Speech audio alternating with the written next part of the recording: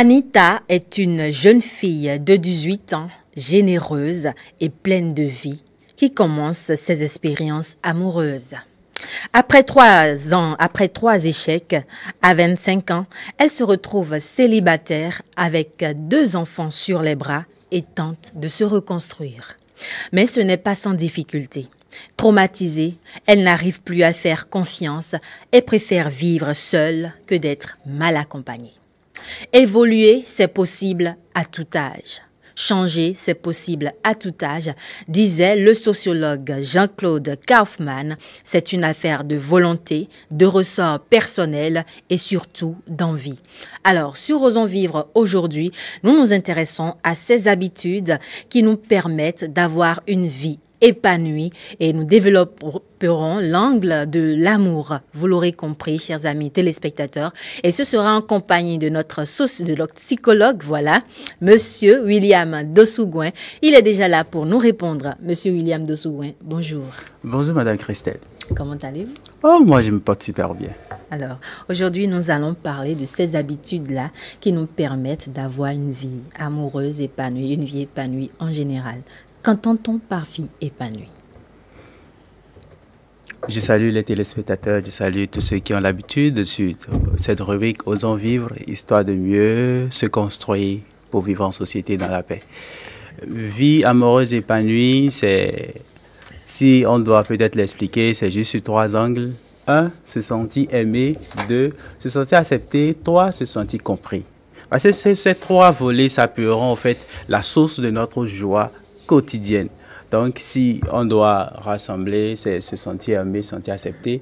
Mieux, dans la vie, qu'on le veuille ou non, l'amour est au début, sera à la fin de tout ce que nous faisons. Oui. Donc, l'amour avec ses facettes, l'amour avec tout ce que ça peut produire en l'homme, nous avons l'habitude de le dire, l'amour, c'est la somme des bons moments et des moments difficiles qui se présentent comme des défis pour nous. Et ces défis, toutes les fois, nous arrivons à les gérer, à nous en sortir et à trouver le juste milieu de créer la paix. Là, on crée l'amour, on crée l'acceptation, on crée la compréhension. Et c'est tout ça qui constitue notre vie épanouie. Alors, tout ça constitue notre vie épanouie. Et sur Osons Vivre, on a pris l'habitude de parler de couple, d'amour, d'acceptation et tout. Mais dans les moments de frustration, dans les moments d'échec, comme dans le cas que nous venons d'énoncer avant de démarrer notre émission de ce jour, comment est-ce que ça se passe? Comment est-ce qu'il faut le vivre? Vous savez, qu'on le veuille ou non, nous ne pouvons pas choisir ce que nous ressentons. Mais on peut choisir ce que l'on en fait. Donc, au premier abord, quand on vit des situations pareilles, c'est d'abord, je dis souvent, on souffre de l'intérieur. On vit tout comme si le monde nous tombait sur la tête. Et parfois, on s'isole de tout ce qui peut produire le bien en nous. Donc, peut-être les petites choses qui nous arrivent, c'est qu'on broie le noir. On pense qu'en réalité, notre vie est faite d'échecs. Mieux, avec ce que vous avez dit, après 3 échecs répétés, Anita choisit de ne plus faire confiance et autres. Ce qui veut dire que 3 échecs répétés, c'est juste pour dire, moi, je ne suis pas appelé à réussir à ce niveau. Alors, je les laisse pour ceux qui le peuvent. C'est pour ça, elle est en train de quitter ce tapis en disant, elle ne veut plus quelqu'un, elle préfère être seule que d'être mal accompagnée. Donc, du coup, en cette situation, on est un peu frustré. On a envie, au fait, de tout lâcher. Parfois, d'autres arrivent à se suicider, au fait. Oui. Elle a choisi d'être seule au lieu d'être mal accompagnée. D'autres choisissent peut-être de ne plus entrer en relation ou carrément de continuer leur relation en faisant uniquement que le mal.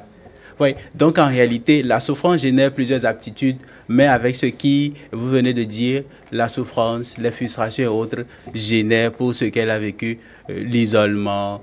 Mieux, ça impacte même sur notre avenir parce qu'on se dit, je n'ai plus rien au fait à vivre, donc du coup, j'abandonne tout. Mais c'est une observation quand même récurrente dans notre société d'aujourd'hui. Hein. On parle des blessés de guerre, c'est une expression qui revient constamment. On a affaire à ces femmes-là qui sont psychologiquement abattues, psychologiquement détruites, même de ces hommes-là aussi qui pensent que bon, aujourd'hui la femme s'intéresse uniquement à l'argent, etc. Est-ce que à un certain âge, c'est plus facile de changer, de laisser cette façon de penser que pour d'autres âges? Vous savez, il y a un grand psychologue américain, William James, qui dit que la plus grande découverte de sa génération, c'est que pour changer de vie, il faut changer de comportement. Peu importe l'âge. Peu importe l'âge. Il faut changer juste de comportement. Mieux, nous disons, il faut juste changer de pensée. Parce que plus, c'est quand tu penses que tu accomplis. Mais changer de comportement, ces situations difficiles-là que ces gens-là ont eu à subir, est-ce qu'ils les ont choisis? Est-ce que c'est de leur faute qu'ils ont eu ces échecs-là? Vous savez, cette question, c'est ça qui nous amène davantage à nous engouffrer au fait dans le mal. On pense souvent que c'est peut-être de ma faute ou c'est de la faute de l'autre. Certes, c'est normal au premier abord quand on vit une difficulté, à ce qu'on pense comme ça. Mais très tôt, c'est comme les mauvaises herbes qui poussent dans les jardins, on doit très tôt les arracher au fait de notre vie. Surtout savoir que ce qui se passe en réalité, c'est pour que je puisse expérimenter telle situation de la nature. Que je le veuille ou non, que ce soit moi qui vive la situation frustrante, ça soit une autre personne qui le vive. Donc en réalité, accueillir que telle chose qui m'arrive, c'est pour que je puisse quand même apprendre quelque chose. Parce que vous savez, on est en train de parler de vie amoureuse. Oui. Il y a ceux qui peut-être, parce qu'elle a commencé à 18 ans et à 25 ans, elle veut raccrocher. Il y a ceux qui rentrent dans une relation au premier abord, peut-être pour combler le vide. Ceux-là, quand ils entrent dans une relation et que le partenaire n'est pas capable de les satisfaire, ils raccrochent. Le deuxième niveau, il y a ceux que vous avez dit tout à l'heure, les blessés de guerre. Eux, ils entrent peut-être dans une relation, peut-être pour guérir la blessure antérieure. Quand le partenaire en face n'est pas capable de les satisfaire, alors on raccroche. Ou carrément, il y a ceux qui vont dans une relation, peut-être à cause des objectifs ou de l'intérêt que le vis-à-vis a pour leur donner, satisfaire les caprices peut-être. Quand ils y vont et que peut-être le dernier commence à fermer un peu le robinet, il dit ça ne va pas et il quitte. Donc en réalité, on va dans une relation, dans un objectif précis et c'est quand peut-être l'objectif n'est pas atteint ou carrément le but dans lequel on veut être dans la relation n'est pas tout le temps rappelé, on finit par dire peut-être l'orage là, ça ne me permet pas de vivre épanoui, je quitte. Parfois, c'est une relation platonique parce qu'il n'y a plus rien qui fonctionne. On est là, ça devient de la routine. On se dit finalement, et si on se quittait, ça ne serait pas mieux. Par contre, on se déteste, mais tellement il y a des choses platoniques, on ne vit plus Tellement en ça réalité. devient ennuyeux. Voilà, ça devient ennuyeux. On dit, mais bon, tu sais, le mieux, peut-être on prend congé. Oui. Ou bien on revient. Juste pour dire que tous ces éléments, chacun il va dans une relation, dans un objectif. Et quand tu es blessé ou quelque chose se passe, on se focalise beaucoup plus sur l'élément sur lequel on s'est basé pour aller dans la relation. Au lieu de penser à l'expérience que je viens, au fait, peut-être d'apprendre dans cette relation pour en construire d'autres. Parce que quand on est fermé dans la frustration, quand on n'a pas quelqu'un qui nous tende la main, c'est fini pour nous. Mais c'est difficile dans certains cas aussi d'attraper cette main-là qui est tendue. Parce que le blessé, celui qui a subi beaucoup de frustration dans les relations qu'il a eu à vivre, se voit le monde en noir. Le monde n'est plus en gris ni en blanc, mais voit le monde en noir et automatiquement, il pense, dans certains cas, que cette personne-là qui lui tend la main est venue profiter encore d'elle. Est-ce que c'est pas comment dire, des traumatismes de la vie qui engendrent ça? Vous savez, qu'on le veuille ou non, on ne peut jamais définir ou détecter la pensée de l'autre que nous avons en face. C'est d'abord notre élan à vouloir une satisfaction sur laquelle nous allons d'abord nous baser. Donc il faut relativiser. Il faut relativiser. La première des choses, c'est que quand on est dans des situations pareilles, c'est qu'on passe son temps, comme nous aimons le dire ici, nous broyons le noir. On se critique en réalité. Et quand on se critique, c'est qu'on laisse plus place à ce qu'on appelle peut-être expérience positive que je viens d'en tirer. Et souvent nous disons, quand je suis dans le noir, en fait, tendre la main à quelqu'un, tout à l'heure je l'ai dit, ce n'est pas si je sens que telle personne, une personne ressource, peut m'aider à traverser ce moment-là, c'est bien. Parce que vous savez, il y a certaines personnes, quand ils sont dans cette difficulté, ils n'aiment pas en parler. Non, non, laissez-moi le temps de digérer ce qui m'est arrivé. C'est normal parce qu'il faut un temps, en fait, pour laisser à l'autre d'ouvrir sa main, pour se laisser aider. Mais pour cette personne qui a envie de s'en sortir, vous voyez, toute personne qui peut l'aider, lui-même, il en sait. C'est pour ça, dans les propositions, peut-être nous allons en parler, c'est beaucoup plus les amis proches en qui on a confiance, vers qui on se tourne premièrement. Certes, ces amis, souvent, ne sont pas de bonne intention, mais on a quand même la joie d'en parler, ce qui permet déjà une petite ouverture vers la sortie de crise pour notre satisfaction. D'accord.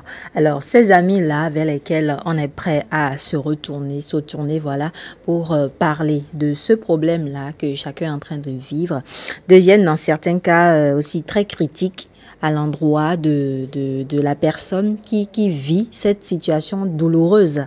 Comment est-ce que la personne qui vit cette situation douloureuse-là et qui se retrouve face à des amis qui forcément ne le comprennent pas et qui lui disent « Oh, toi, c'est toujours la même chose que tu viens nous répéter.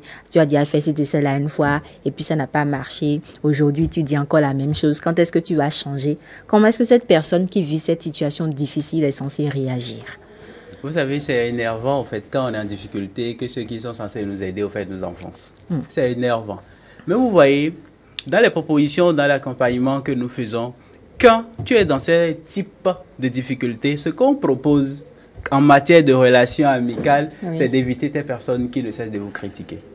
Et beaucoup plus de fréquenter ces personnes qui peuvent vous valoriser, qui ne vous regardent pas du moins parce que vous portez peut-être des difficultés, mais qui vous regardent parce que votre vie peut encore rayonner.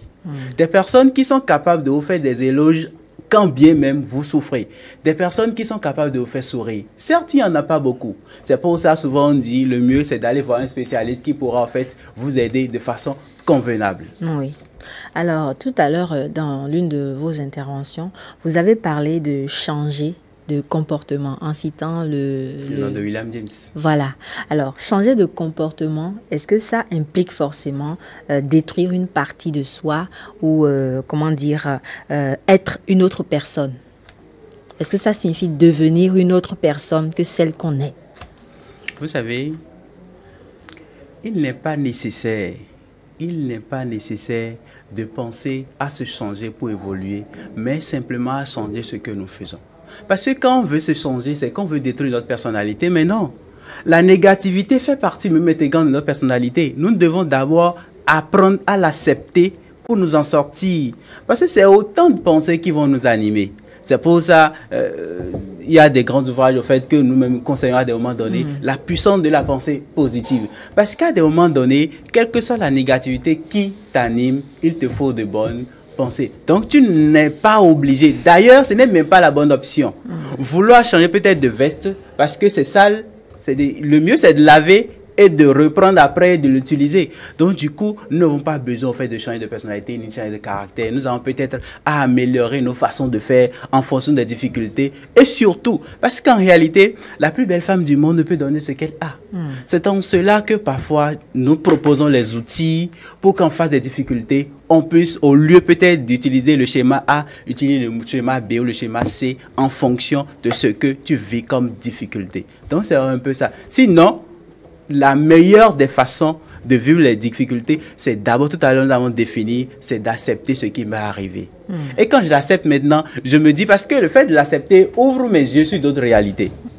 Ça veut dire, 1, je relativise. 2, je commence à ne plus me critiquer, mais je me dis, est-ce qu'il n'y a pas quelque chose que j'ai moi-même mal fait au lieu, parce qu'on passe le temps peut-être à taper la poitrine de l'autre. C'est à cause de lui que ça n'a pas marché.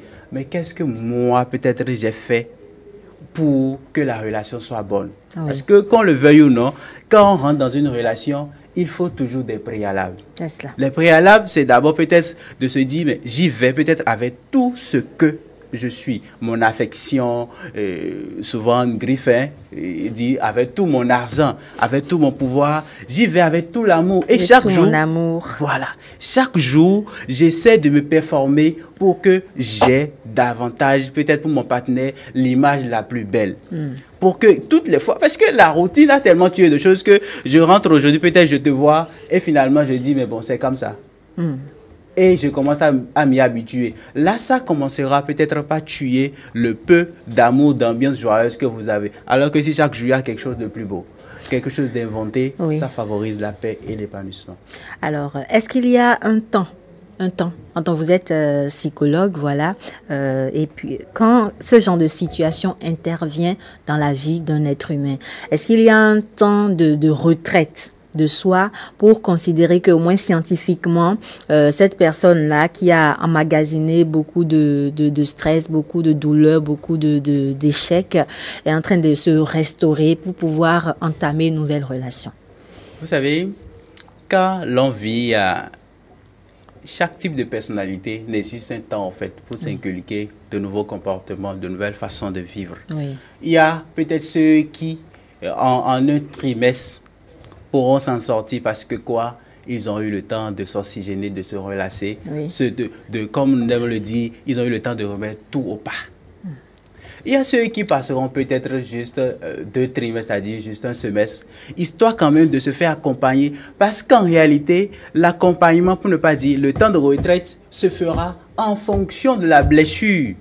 Parce que si la blessure elle est grande et qu'on passe peut-être 3 mois à faire et que peut-être une semaine après, ça se ouvre, ça va encore prendre davantage de temps. Donc du coup, il y a ceux qui peuvent prendre un trimestre, il y a ceux qui peuvent faire juste un semestre. Il y a ceux qui peuvent peut-être aller jusqu'à 1 an. Parce que quoi? D'échecs, par exemple, pour le cas, 3 échecs répétés. Oui. Ce n'est juste pas 6 mois, ni juste 1 an, mais c'est juste donner le temps de s'aimer soi-même et de redéfinir les bases d'une nouvelle vie qui pourra juste lui plaire. Oui. Parce que dans une relation, on a tendance au fait à se tuer pour faire vivre l'autre. C'est dangereux. C'est dangereux en ce sens où toi, tu n'existes plus dans le foyer. Donc, à un moment donné, on peut te classer. Dans une relation, quel que soit ce qui se passe, je dois pouvoir extérioriser au fait ce que je suis. C'est pour ça que nous n'avons cessé de le dire ici, que dans un foyer, il faut toujours que nous prenions le temps de dialoguer en fonction des difficultés, en fonction de nos ambitions, pour que notre présence soit mieux construite. Dans le cas contraire, nous allons peut-être naviguer à vue.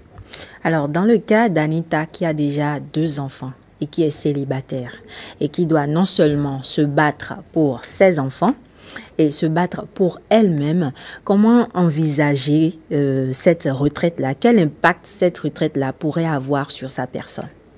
Vous savez, de la même manière qu'on va chez le médecin, Oui. quand tu as une plaie, on essaie de nettoyer et puis on met tout ce qu'il faut et puis on bande cela. Et qu'après un temps, la blessure se cicatrise. Oui. De cette même façon, quand on est dans une relation et qu'on a des blessures, on a eu des difficultés qui nous ont amené peut-être à nous séparer 1 fois, 2 fois, 3 fois, quand le cas d'Anita se présente, c'est qu'elle doit, prendre le temps d'accepter tout ce qui s'est passé. Oui. Parce que qu'on le veuille ou non là, quand on n'accepte pas, le premier chemin pour aller vers la guérison, c'est d'abord l'acceptation. Quand j'accepte ce qui s'est passé, je me dis, ok, ce qui s'est passé, ça s'est passé, je fais avec. Maintenant, qu'est-ce que j'entrevois pour ma vie? Là, quand on pose cette question, ça veut dire qu'on est à une autre étape de la vie. Et dans le cas d'Anita, quand elle pose cette question, le premier élément peut-être qui vient, c'est que contact peut-être pour parler de vie amoureuse, je l'exclus pour moi pendant un bon moment. Ça peut venir, pour l'instant, ce n'est plus ma priorité. S'occuper de moi-même et des enfants. Peut-être si elle a un travail, parce que les blessures amoureuses parfois nous handicapent si nous devons aller au travail et faire telle chose. Parce que l'humeur, l'émotion négative revient à court sur tous les plans. Et parfois, certains prennent juste des congés ou carrément certaines démissions, ils se font renvoyer parce qu'ils sont plus efficaces. Oui.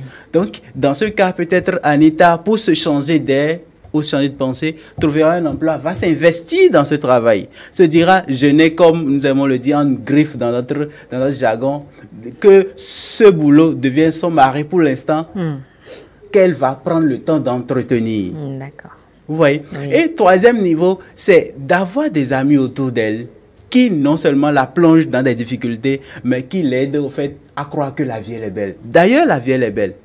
Vous voyez un peu, la vie elle est belle et nous devons davantage construire notre être pour se dire, il suffit juste pas que les difficultés viennent pour que je baisse les bras. Oui. Je dois davantage m'appuyer sur les difficultés pour aller de l'avant. D'ailleurs, les plus grandes difficultés, ce sont celles qui produisent les plus grandes opportunités. Alors, ça c'est le cas d'Anita. On est dans une société où il y a plusieurs personnes qui se retrouvent à vivre une vie amoureuse désastreuse. Ça, pour le cas de ces personnes-là qui sont déjà en couple, qui sont mariées, qui ont une vie de famille complète et qui se retrouvent à vivre une situation d'échec personnel vis-à-vis de leur partenaire. Comment est-ce que cette situation-là peut être gérée? Est-ce qu'on peut, l'homme peut demander à la femme un temps de retraite pour se retrouver? Comment est-ce qu'il faut gérer ces cas-là dans le couple? Vous savez, c'est en cela que, à des moments donnés, quand les difficultés sont là, il faut avoir juste un médiateur. Quelqu'un d'autre qui vient intervenir au fait au sein de notre couple pour nous redonner, pour nous aider à redéfinir un nouveau chemin. Vous voyez, dans le cas de ce que vous venez de dire, 2 aspects concrets qu'ils peuvent, c'est de prendre le temps de discuter. des problèmes.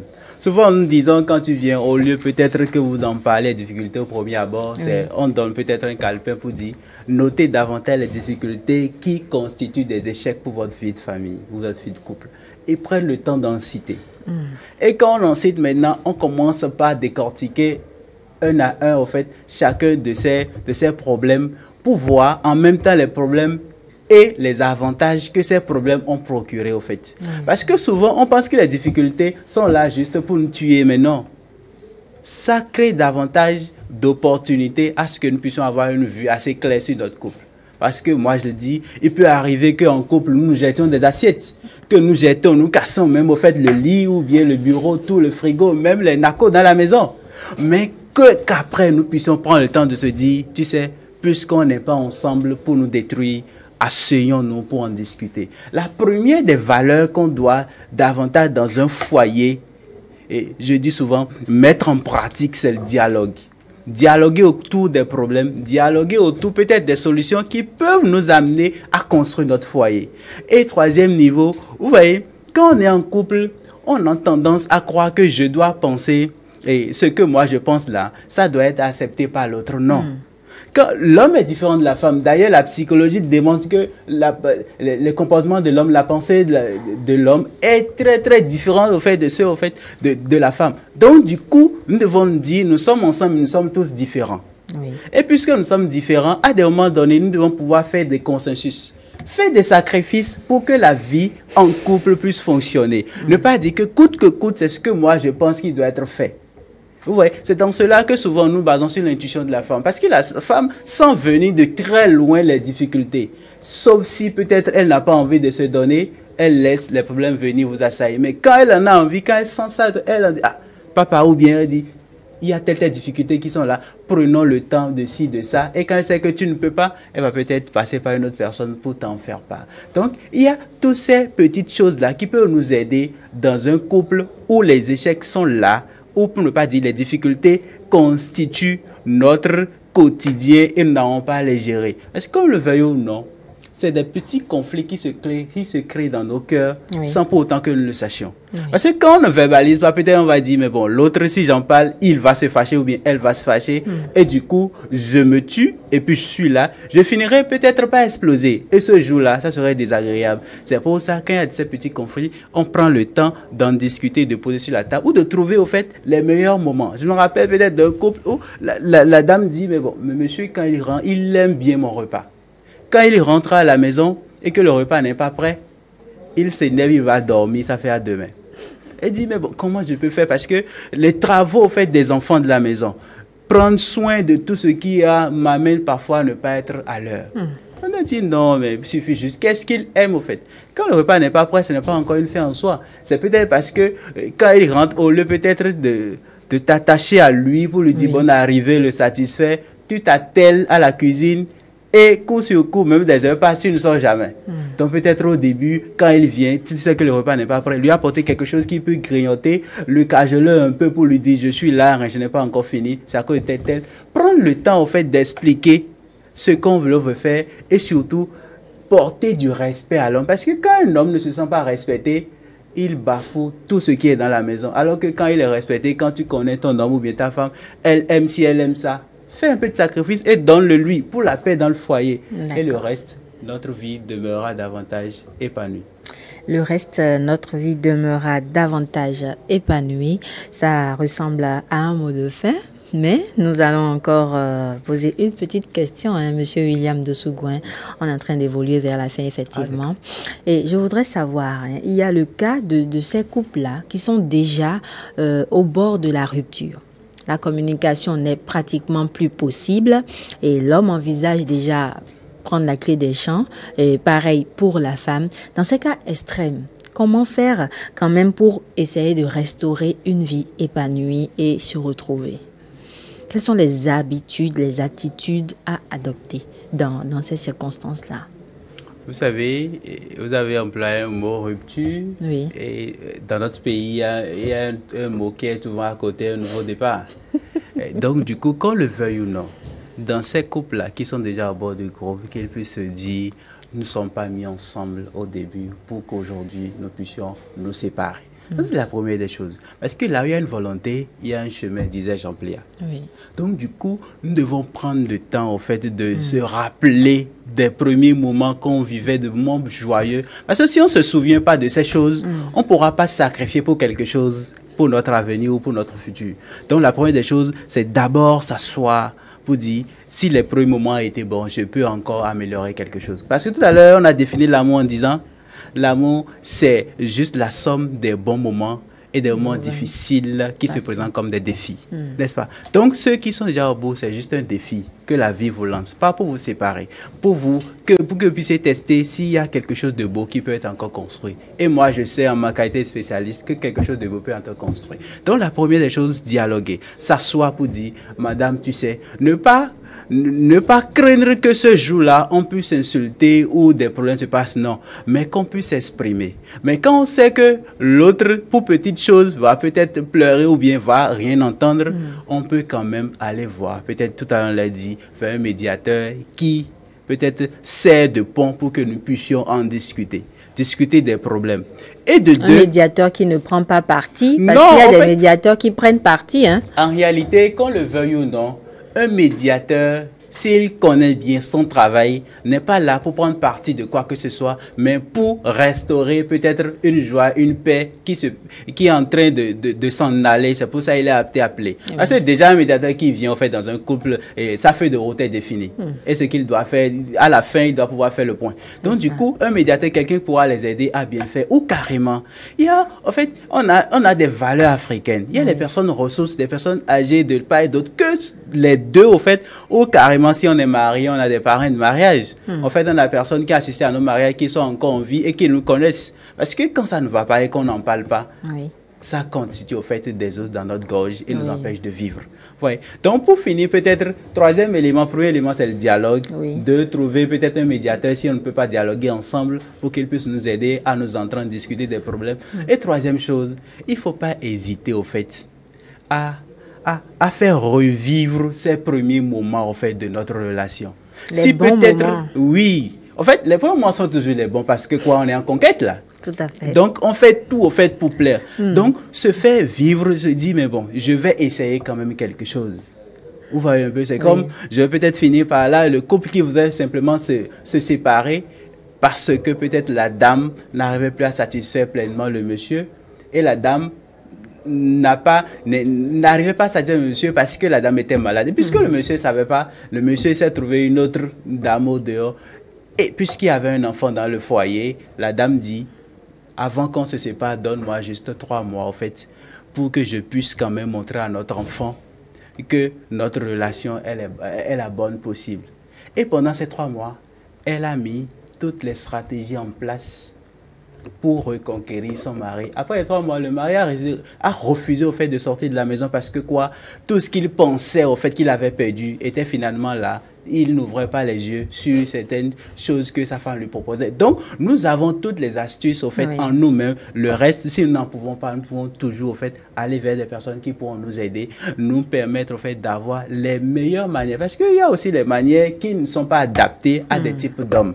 Parce qu'il y a des personnalités, ils sont tellement, je dirais, leur ego s'exprime et ils ne font attention à rien. Il y a des conseils pour des cas pratiques comme ça. Mais dans la généralité, il faut dialoguer, il faut surtout se rappeler, se remémorer au fait ces bons moments et se dire, tu sais, je t'ai aimé, je peux encore t'aimer. Et ensemble, nous pouvons encore aller de l'avant. D'accord. Ensemble, aller de l'avant.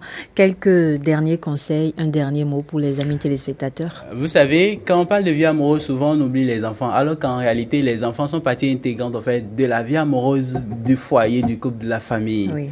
Souvent, apprendre à dire « je t'aime », « je t'apprécie », donner des conseils sans pour autant critiquer l'autre, fait, je dis souvent des éloges à son épouse. Aujourd'hui, par exemple, dit, oh, tu sais, je suis merveilleux, tu t'es tellement fait joli que mon cœur, en fait, est tout content. Ou dit à son enfant, tu sais, tu as bien travaillé, félicitations. Je suis fier d'être ton papa. Tout cela, en fait, c'est des paroles positives qui reconstruisent, en fait, la famille autour d'un élément qui est le bonheur. Et c'est tout. Et c'est tout. Merci beaucoup, Monsieur William Dossougouin. C'est moi qui vous remercie. Pour ce passage sur Osons Vivre.